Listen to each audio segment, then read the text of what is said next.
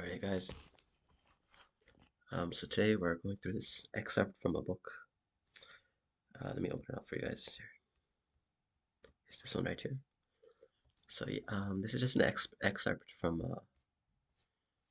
this book, Winning Chess Middle Games with 24 Structures by Ivan Sokolov. And yesterday I went through the first example from this chapter on the Sveshnikov variation. So I have the game here. And I'm doing this without the chess engine initially. So I went through and I wrote some takeaways for myself from that game, but I'll show you guys the game very quickly. There's a Sveshnikov. And here, okay, takes, and then, yep, c3.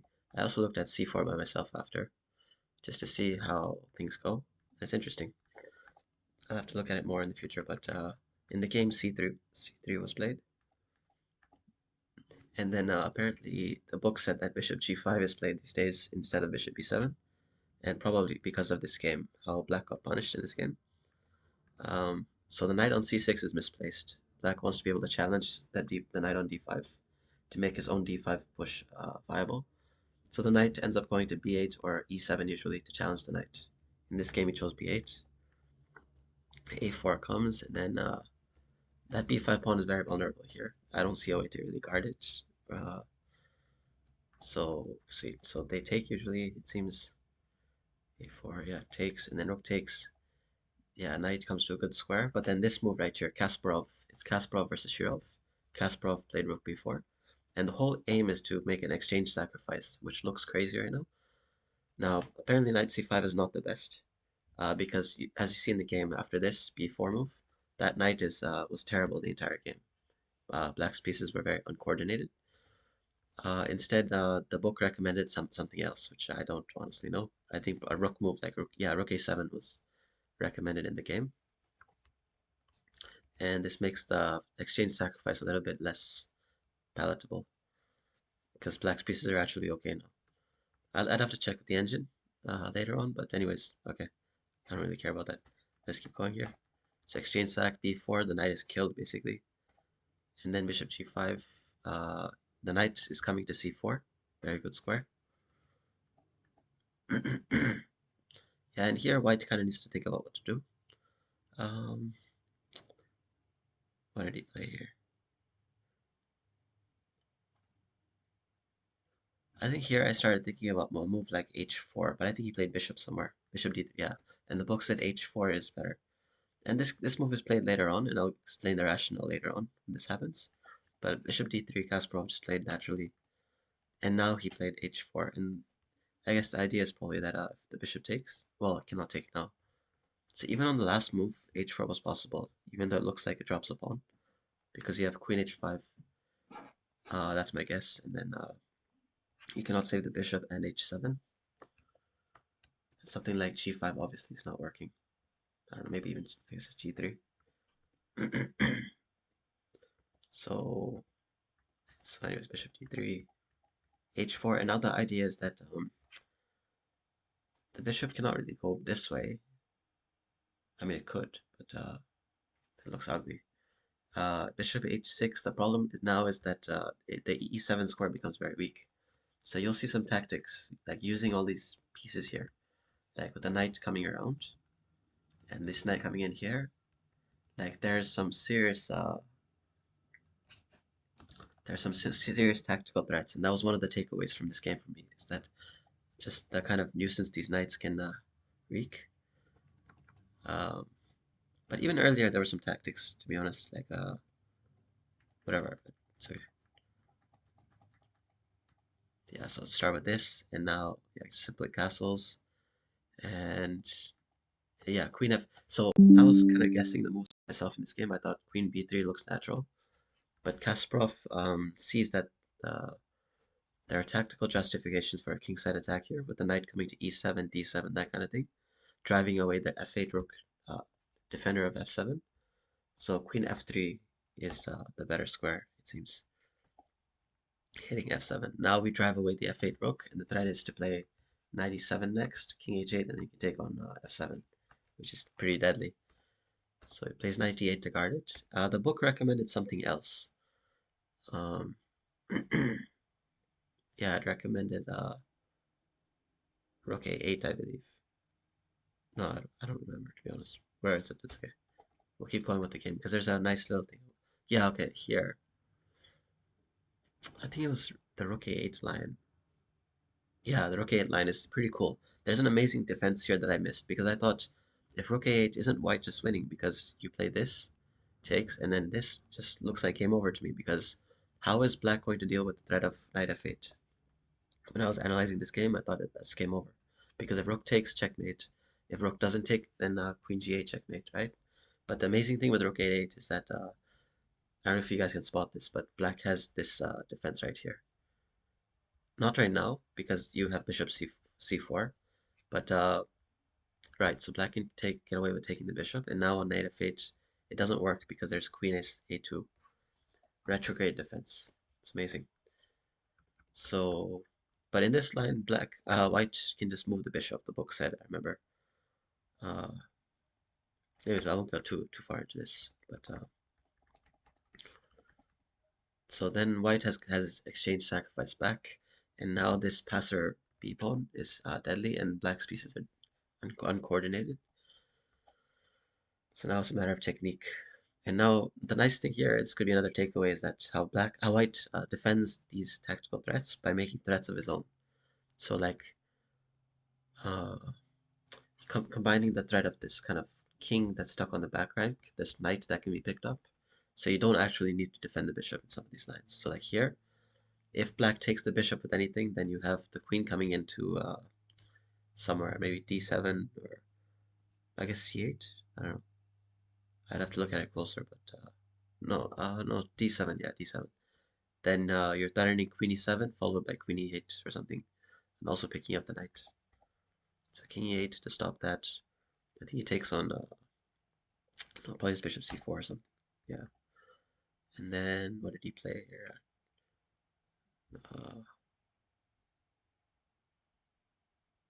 what did maybe knight b6? No, no, he played here. What's the idea? Oh, because if the rook, so again, Kasparov keeps using tactical threats to not have to run away.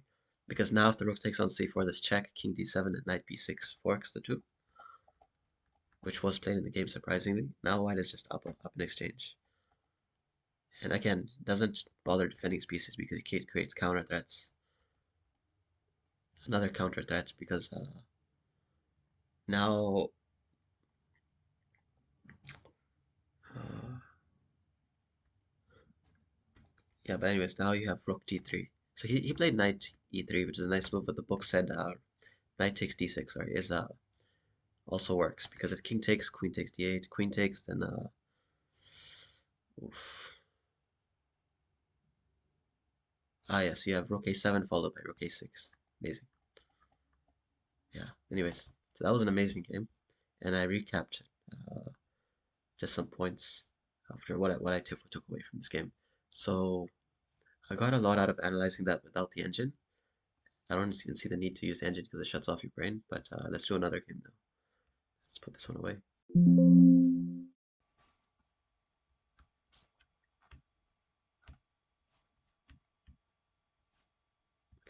Let's do another game.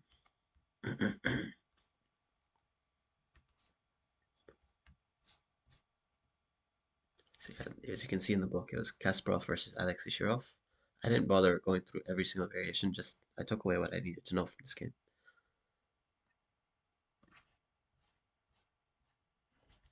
So the next game is Anand versus Lokman Belly. Same opening. Let's do this one. So we have e4, c5.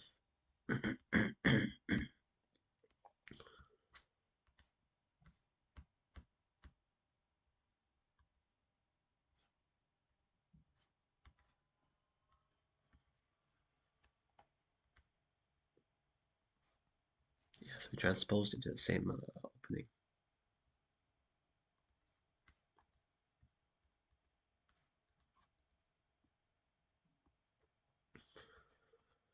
Okay, so again, c3 move instead of c4. And now black plays bishop g5. In the last game, black played bishop b7.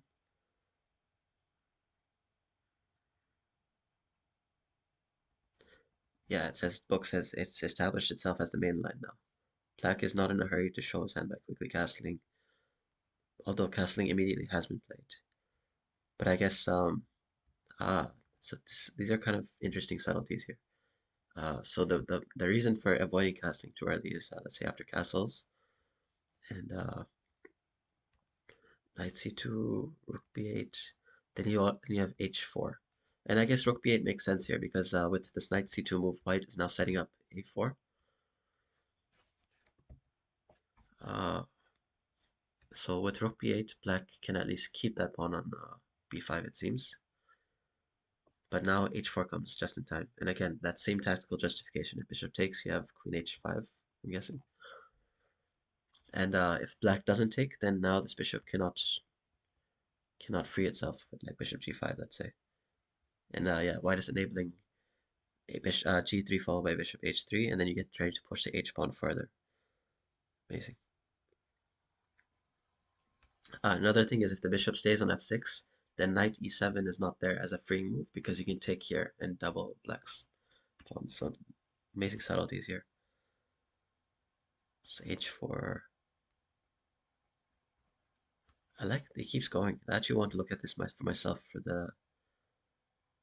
there's some amazing theory here. But there's no need for me to go through it because I can I can get the I would like to play white in that kind of position as you can see in this picture here. It's just giving the example of 97 in certain lines, then you can take on f6 and double black pawns now. So I'll leave it at that. But this opening analysis is amazing here.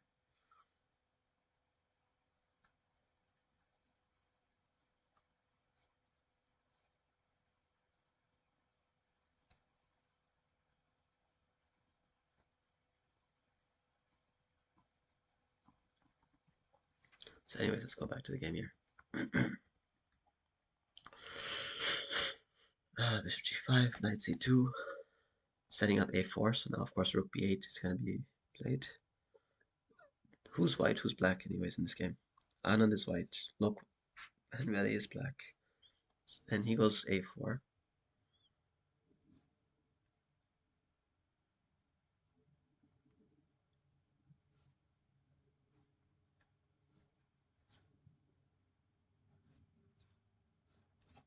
So okay, b takes. But this is interesting because now b2 is hanging. So rook takes a4 cannot be the move. So knight here was played. The pawn can be picked up later. Knight cb4, bishop d7. I'm wondering if I can get away with taking on a4 now. Or do I take on a6? It just looks like white is dominating here for some reason. I don't know. Main theory now is knight takes b4 instead. And the starting point of the theoretical discussion is knight takes. Obviously knight takes, right? No, c takes. What the heck? Why not knight takes? This makes more sense to me. I don't understand. But okay, c takes. I guess, well, personally I would have liked okay. Castles, rook takes a4. Then a5. What the heck? Are you serious? Dynamic balance. Okay, this absolutely makes no sense to me at all. I can just take that. Black has the bishop there. Might even getting something wrong. No, I don't know. We'll leave that for another day. Main thing is here, black played bishop d7 and then bishop takes a6. Knight takes a4. C takes. I don't know why they like taking with the pawn. Castles, castles, and then bishop c6, challenging the knight, of course. And how does white keep everything together? I'm not sure here. Yeah, what can white do here?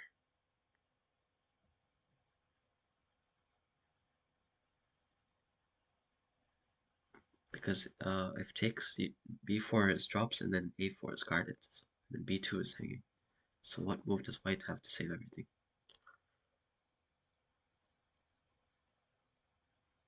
I think rook takes a4 here.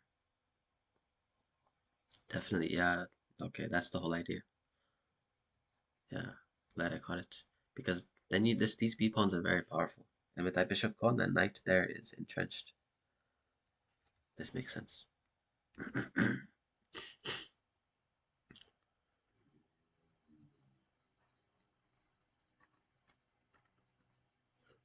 So yeah, Lokman really tries to trade queens because he thinks he's up material. But man, I don't know how he's gonna stop this queenside play. I would even consider trading queens here. I think white has enough.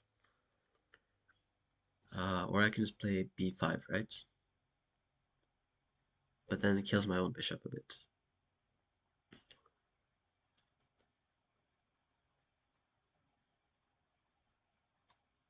Personally, I want the queens off the board. Like, I don't know, I'm not sure.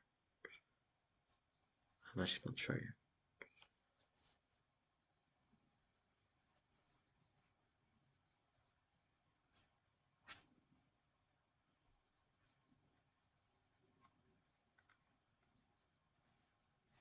So then queen, it's trade queens. Rook f8 and then a b5. Yeah, it says white's plan is relatively easy. Just push the pawn to b7, then knight to b4 to c6, get your exchange back, and then win the superior endgame. So black urgently needs counterplay, but which is difficult to find. So of course he goes for f5, the most typical counterplay idea in the Sveshnikov. This is also a tough move to meet. Um,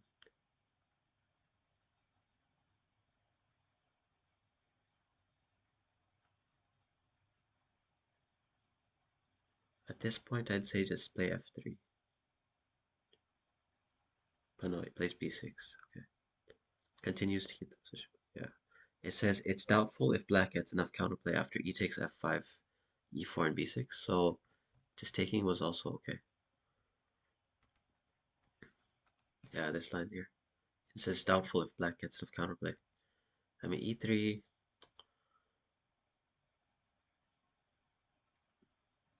That is a little bit scary, but I think I could play.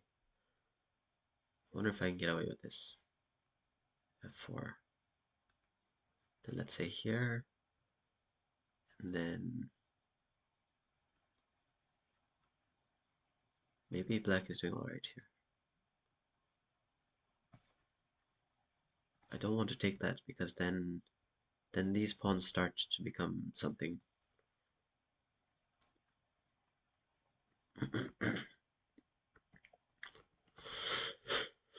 If I take, it doesn't seem right either.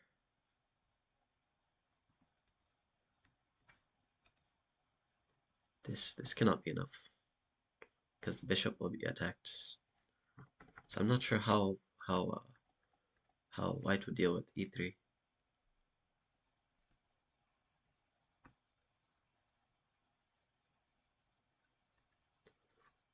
Maybe just something like this.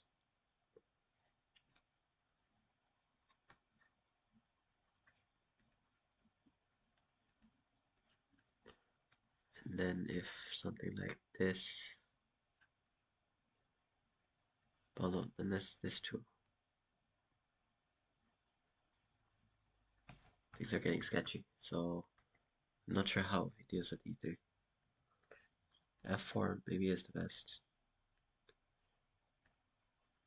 I have to save this one.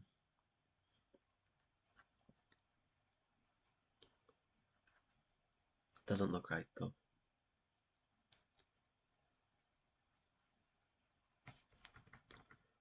I don't know how to deal with this.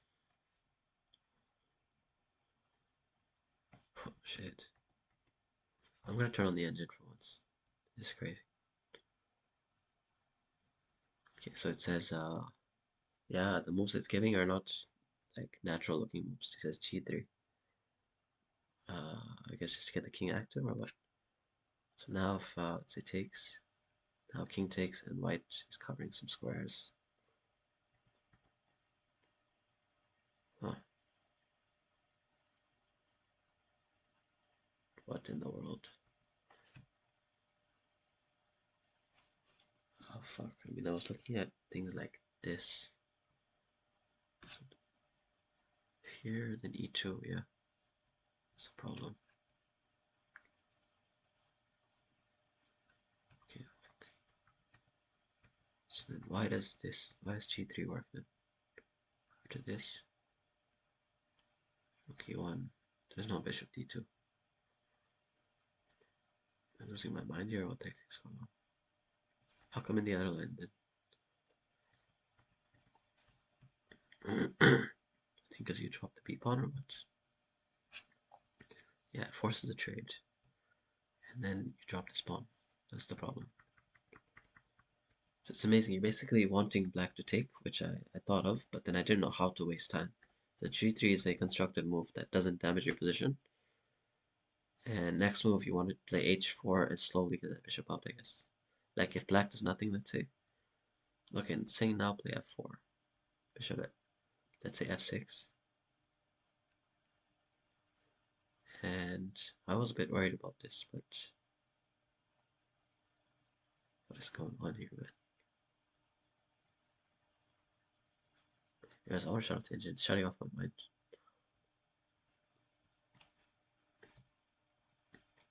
Can I do this? Yes, I don't want to go too far into this. But okay, what happened here? b6 was played, and then fe4.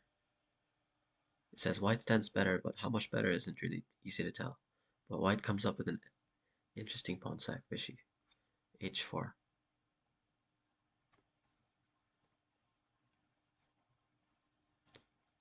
White sacrifices a pawn to penetrate the c file. The most okay. Rook e1 was another move, I guess.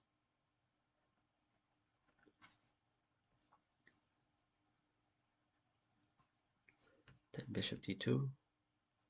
It said for better or worse, the pawn had to be taken.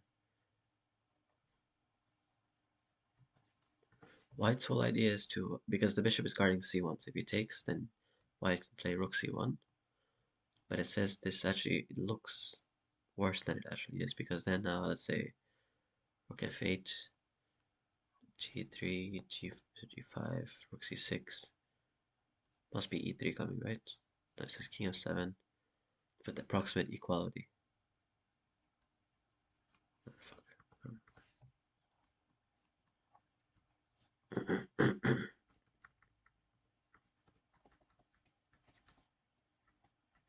So bishop d2, bishop b7, king f7, rook d1.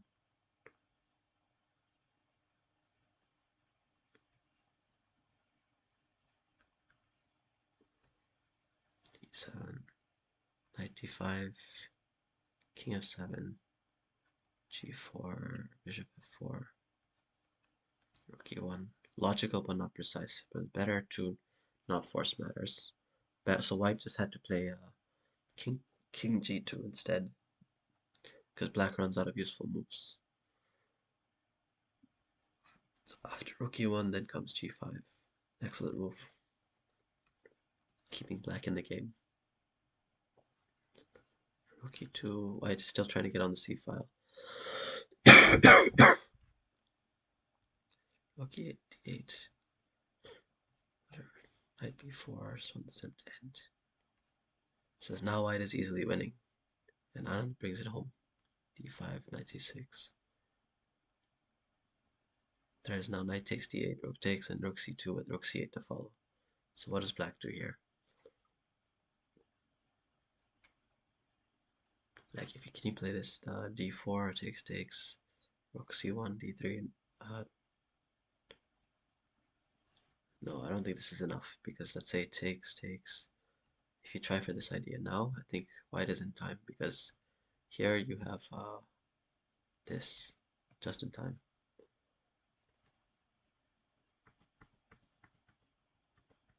So how does black deal with this now? I'm not sure. I think you have to give back the exchange somehow. Even that's, I'm not so sure how. Like, you have to stop rook c2 and rook c8. How do you do that?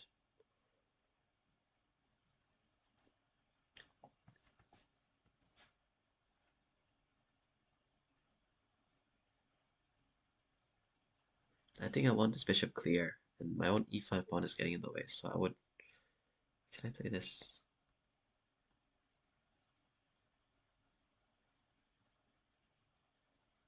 See, if black had taken this pawn, the bishop could be sit on g3, and have home at least here. Like, this is the idea, that black has this move.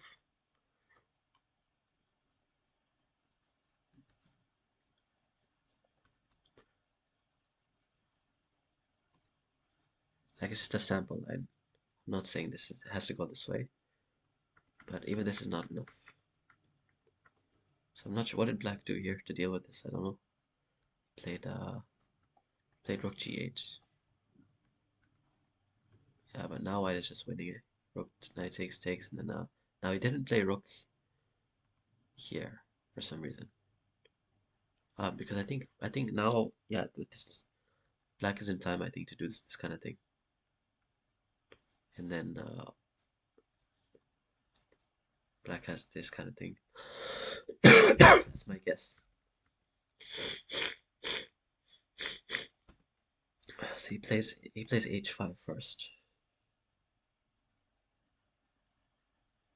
So he's creating another passer because black's h pawn is going to fall. Interesting. After, I guess, rook c2 and rook c7 or something. Basically, doesn't rush things. So he creates another threat. And h5, king e7, king f1, d4, rook c2 before you cannot do it anymore after d3, e3. Now, what about d3 though? I think that would be a mistake because of this, for sure. So the e pawn has to be moved so that you have e4 in the air, I guess. F takes, d takes, and now rook c7. And yeah, h pawn is dropping now. King f6. Yeah, this is the game over totally. Now there's two passers. e4, bishop c4. What is, yeah, rook d8. Okay, how do I deal with this? Taking bishop e2 is natural, but that's very passive. So he plays this first. Oh, wow, okay. That's an amazing idea. And why not? See, he could have played this first, but the problem is, I mean, he can improve the... Okay, no, I don't want the engine open. I wasn't looking at it, but I don't want it open. He puts the king on e5 so that now the pawn promotes with check. Okay, so going back, of course I left a lot of analysis on the table, but I just wanted sometimes subjective optimality over objective optimality. Just take away what you can. So what did I take away from this game? Going back reviewing, what did I take away from this game?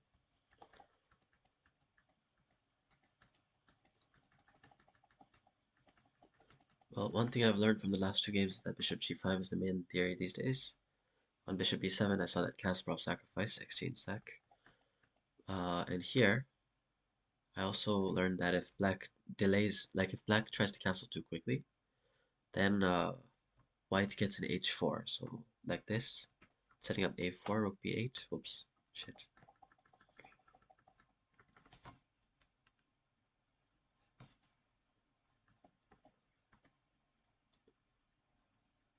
Yeah, I'm gonna write these. Yeah, okay, so h4. And then now the bishop is stuck on f6, which means this knight e7 freeing move is problematic because you double black spawns on f6. And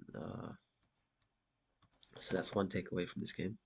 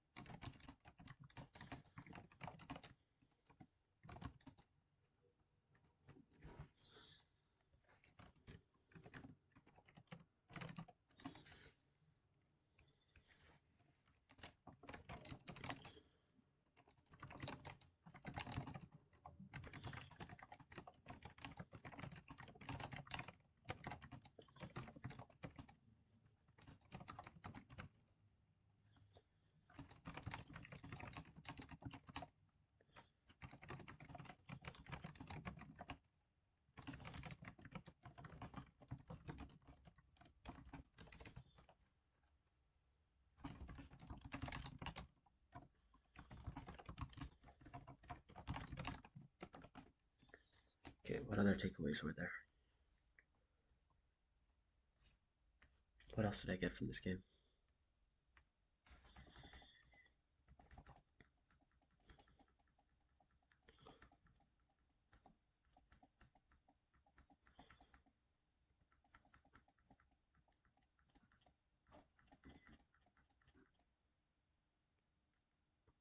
Eh, not much.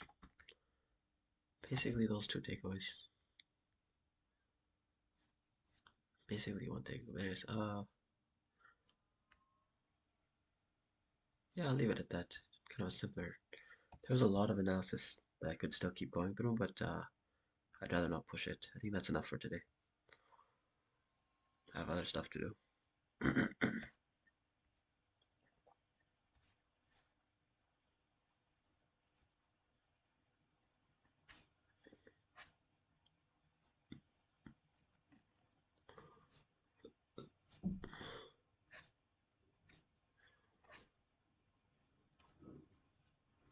Nice. Tomorrow we'll do this one.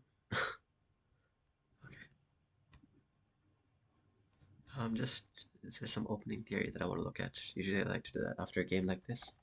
I like to just any opening questions I have for myself, I can look at them with the engine.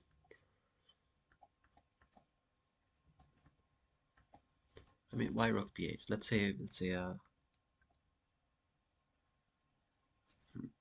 See if rook b8 wasn't played. Let's say black castle or something. I'm guessing now h4 is always, I think, in the air. But let's say we go with a4 now. I think the point is now.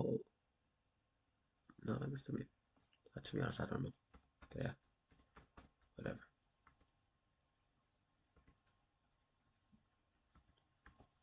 I'll leave it at that. It's good enough for today. Okay. Shorter session today. I'll just save this. It was Mishi and where's the smoke? Any tournament details? Yeah, Sveshnikov variation Sicilian. Okay, good.